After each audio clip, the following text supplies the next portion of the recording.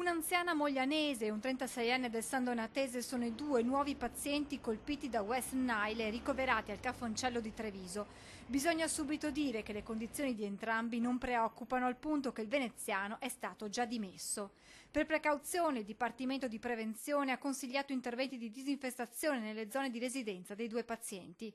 Si tratta di due nuovi casi dopo quelli della scorsa settimana che avevano riguardato una cinquantenne di Fossalta e un uomo ricoverato a Conegliano, colpito dalla febbre dengue. Purtroppo però in Veneto c'è da segnalare la prima vittima per la febbre del Nilo. Come fa sapere la regione, si tratta di un 79enne della provincia di Verona colpito dalla forma neuroinvasiva del virus.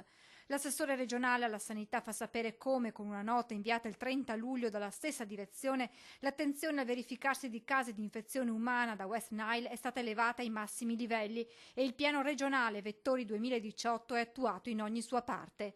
L'ultimo bollettino sulla sorveglianza delle arbovirosi alla data del 31 luglio indicava la conferma di 19 casi. ULSS e Regione ricordano poi l'importanza delle misure di prevenzione da adottare, come usare repellenti, indossare pantaloni lunghi e camicie a maniche lunghe quando si è all'aperto, utilizzare zanzariere, svuotare di frequenti vasi di fiore o altri contenitori con acqua stagnante.